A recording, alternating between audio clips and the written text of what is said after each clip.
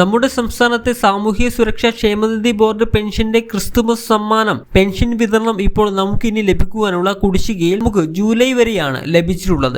ഇനി August September മാസത്തെ 2 ഗഡുവാണ് ലഭിക്കുവാൻ ഉള്ളത്. അപ്പോൾ എല്ലാവരും ആദ്യം തന്നെ ഈ ഒരു വീഡിയോ ലൈക്ക് ചെയ്തു വെക്കുക, എങ്കിൽ കൂടുതൽ ആളുകളിലേക്ക് ഈ ഒരു വീഡിയോ എത്തിച്ചേരുന്നതായിരിക്കും. ചാനൽ ഇതുവരെ സബ്സ്ക്രൈബ് ചെയ്യാനും ആ ബെൽ നോട്ടിഫിക്കേഷനിൽ ഓൾ എന്ന ഓപ്ഷൻ എനേബിൾ ചെയ്യുവാനും മറക്കരുത്. അത് 18 മുതൽ വിതരണം ആരംഭിക്കും എന്നുള്ള ഒരു അപ്ഡേഷൻ ആണ് ഇപ്പോൾ നമുക്ക് വന്നിരിക്കുന്നത്. അപ്പോൾ ക്രിസ്തുമസ് മാസം എത്തുമെന്നുള്ള സൂചനയാണ് വന്നിരിക്കുന്നത്. അപ്പോൾ ക്രിസ്തുമസ് മാസം നമുക്ക് 2 മാസത്തെ പെൻഷനാണ് എത്തുന്നത്. അത് 18 മുതൽ വിതരണം ആരംഭിക്കുമെന്നുള്ള സൂചനകളാണ് പുറത്തു വരുന്നത്. അതിനായിട്ടുള്ള തുകകൾ കണ്ടെത്തുകയാണ് ഇപ്പോൾ സർക്കാർ.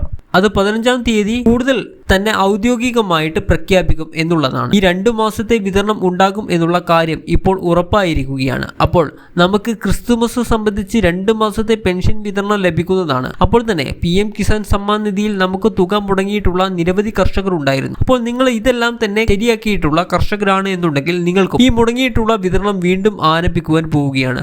അത് 10-ന് ശേഷം ആയിരിക്കും എന്നുള്ള ഒരു റിപ്പോർട്ടും സൂചനയും വരുന്നുണ്ട്. ആ ഒരു വിതരണം ആരംഭിക്കുന്നത് അതിന്റെ ഒരു അപ്ഡേഷനാണ് ഇപ്പോൾ നമുക്ക് വന്നിരിക്കുന്നത്. അപ്പോൾ മുടങ്ങിയിരിക്കുന്നവരൊക്കെ 10-ാം തീയതിക്ക് ശേഷമായിരിക്കും PM കിസാൻ സമ്മാൻ നിധിയുടെ തുക വിതരണം വീണ്ടും ആരംഭിക്കുന്നത്. അപ്പോൾ കഴിഞ്ഞ പ്രാവശ്യം നമുക്ക് ഇതുപോലെ തന്നെ റിപ്പീറ്റ് ചെയ്തിട്ടുണ്ടായിരുന്നു. വിതരണം കഴിഞ്ഞ് 1 മാസത്തിന് ശേഷമാണ് വീണ്ടും മുടങ്ങിയിട്ടുള്ളവർക്ക് തുക വിതരണം വീണ്ടും ആരംഭിച്ചത്. അപ്പോൾ അതുപോലെ വീണ്ടും EKYC ചെയ്യാനൊക്കെ പറയുന്നുണ്ട്. അതെല്ലാം ചെക്ക് ചെയ്ത് നോക്കണം. നിങ്ങൾ എല്ലാ കാര്യങ്ങളും ചെയ്തിട്ടുണ്ട് എങ്കിൽ നിങ്ങൾക്ക് തുക മുടങ്ങാതെ തന്നെ നിങ്ങളുടെ അക്കൗണ്ടുകളിലേക്ക് എത്തുന്നത് ആയിരിക്കും. ഈ ഒരു പ്രധാനപ്പെട്ട ഇൻഫർമേഷൻ എല്ലാവരും ഒന്ന് കൂടുതൽ ആളുകളിലേക്ക് ഷെയർ ചെയ്ത് അറിയിക്കുക.